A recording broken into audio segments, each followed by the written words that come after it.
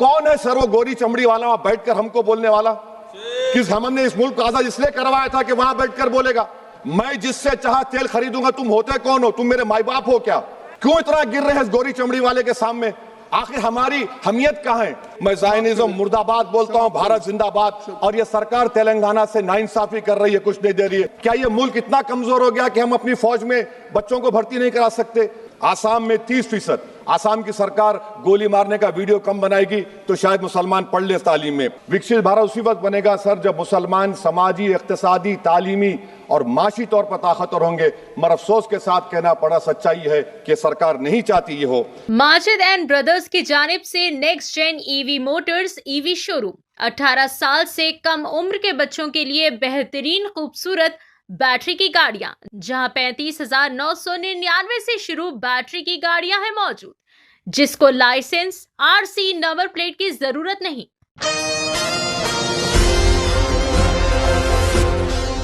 Budget का समर्थन पूरा जोरदार से करते हैं। धन्यवाद।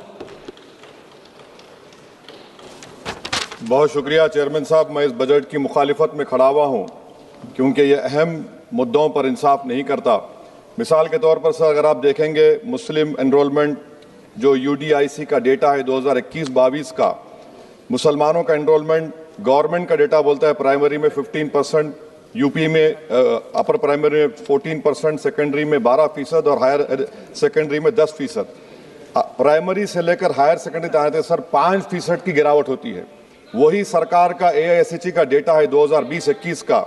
2016-17 में मुसलमान 4.87 थे एजुकेशन में, 19-20 में बढ़कर 5.45 हुए और 2021 आते आते सर वो 4.64% हो गया। यानी जहां पर मुसलमान 2019-20 में 19,21,000 पे आगे, यानी 1,79,000 की गिरावट आई। क्यों हुआ सर? ये इसलिए हुआ क्योंकि ये मोदी सरकार तासुब और तंग नजरी के मज़ाहिर करती है। इसी वजह से मुसलमानों अक़लियतों में ड्रॉप आउट रेट ज़्यादा है, लो एनरोलमेंट है और वो हायर एजुकेशन तालीम को मुकम्मल नहीं कर सकते।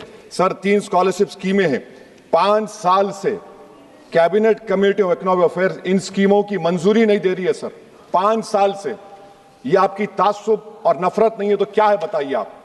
बजट तो पास हो रहा है ऐवान में, 5 साल से आप पैसे नहीं दे रहे हैं। क्यों? क्योंकि cabinet committee of economic affairs इसको मंजूरी नहीं देती है। और मैं बताना चाह रहा हूं आप विकसित भारत बनाना चाहते हैं, मैं तायद करता हूं, मगर क्या आप 14% आबादी को नहीं पढ़ाकर उनको एलिनेट कर विकसित भारत बना पाएंगे? विकसित भारत उसी वक्त बनेगा सर जब मुसलमान समाजी, इक्तिसादी, तालीमी और माशी तौर पर ताकतवर होंगे। मगर अफसोस के साथ कहना पड़ा, सच्चाई है कि सरकार नहीं चाहती ये हो। सर मैं हुकूमत से पूछना चाह रहा हूं कि यूनिट कॉस्ट स्कॉलरशिप का 2007 और 8 से रिवाइज नहीं हुआ क्योंकि जो तालीम का कॉस्ट है उससे मैच नहीं कर रहा है। आप 3 स्कॉलरशिप को डिमांड ड्रिवन नहीं कर रहे हैं। 11 साल से आप 10 स्कॉलरशिप नहीं बढ़ाए, वही नंबर ला के रख दिए। मैं डिमांड ड्रिवन करने का मुतालबा करता हूं। सर प्री मैट्रिक स्कॉलरशिप को क्यों 9th और 10th से शुरू किया था? Sir highest drop out rate मुसलमानों का है और हमारे मसीहा वेस्ट बंगाल में बैठे, वहां पर ड्रॉप आउट रेट मुसलमानों का 23%, आसाम में 30%। आसाम की सरकार गोली मारने का वीडियो कम बनाएगी तो शायद मुसलमान पढ़ ले तालीम में। सर मैं मुतालबा करता हूं कि मौलाना आज़ाद फेलोशिप को दोबारा शुरू किया जाए ताकि अक़लियती और मुस्लिम बच्चे हायर एजुकेशन मुकम्मल कर सकें। पेरेंटल इनकम आप इजाफा क्यों नहीं कर रहे सर? 1 लाख रुपये, 1.5 लाख रुपये क्या स्कॉलरशिप मिलेगी सर बताइए आप? और सर आपको मिसाल दे रहा हूं, आप तो काबिल आदमी हैं। 2022-23 में बजट था माइनॉरिटी मिनिस्ट्री का 5,000 करोड़, कितना आपने खर्च किया? 16%। 22-23 में सर बजट था 22-23-24 में 3,000 करोड़, 5% खर्च हुआ सर। 24-25 में बजट था 3,180 करोड़, 22% खर्च हुआ सर। PMJV के स्कीम है 1,914 करोड़, उसको आपने कम कर दिया 1,565 करोड़। तो मैं सरकार से मुतालबा करता हूं कि मिनिस्ट्री ऑफ माइनॉरिटी के बजट का 10,000 करोड़ कम से कम होना चाहिए। तासुबियत को खत्म करिए आपकी स्कीम में। सर दूसरी बात, इनकम टैक्स के बेनिफिट मिलती थी हमारे फौज के सिपाहियों को जो विकलांग थे, आपने इनकम टैक्स बेनिफिट छीन लिया उन लोगों को। ये कैसा इंसाफ है आपका बताइए? जो फौजी सर्विस में है, अरे प्राइम मिनिस्टर अगर एक ट्रेन की झंडी दिखाएंगे तो उससे बढ़ के पैसे खर्च होते, तो आप क्या बचा रहे? सर 11-12 साल से वजीर आजम मोदी हैं, हमारी एयरफोर्स का स्क्वाड्रन गिरकर 29 पर आ गया। 12 साल से आप प्रधानमंत्री हैं, हम एक मिड एयर रिफ्यूलर एवैक्स को नहीं बढ़ा सक रहे। पाकिस्तान के पास हमारे ज्यादा एवैक्स है और ऑपरेशन सिंदूर में हमने देखा कि कितनी तकलीफ हुई। सबमरीन का शॉर्टेज है, आपको फिक्र नहीं है सर। और हम थर्ड एयरक्राफ्ट कैरियर हम भूल गए। आखिर कैसे हम चाइना को इंडो पैसिफिक में रोक पाएंगे? ये देशभक्ति नहीं है सर। हमारी फौज में कमी है। क्या ये मुल्क इतना कमजोर हो गया कि हम अपनी फौज में बच्चों को भर्ती नहीं करा सकते? अग्निपथ स्कीम का रिव्यू होना चाहिए। इस ऐवान में चाइना बॉर्डर पर एक बहस होनी चाहिए। सर आप आ जाइए यूएस ट्रेड डील पर। जो ट्रंप ने एग्जीक्यूटिव ऑर्डर 6 फरवरी का निकाला, सेक्शन 4 कोट कर रहा हूं, डायरेक्टली इनडायरेक्टली अगर हम रशिया का ऑयल लेंगे तो 25% लगा देगा। कौन है सर वो गोरी चमड़ी वाला वहां बैठकर हमको बोलने वाला?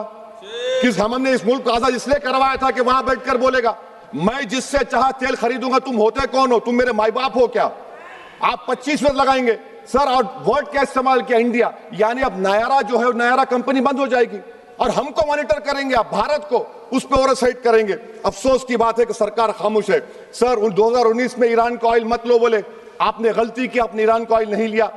तो अमेरिका ने कहा कि इराक से लो, कंपेरेबल रेट पे, कंपेरेबल रेट पे, मार्केट रेट, नॉमिनल प्राइस पे नहीं। आज यूएस कह रहा है कि मोनोपोली रेट पे लो।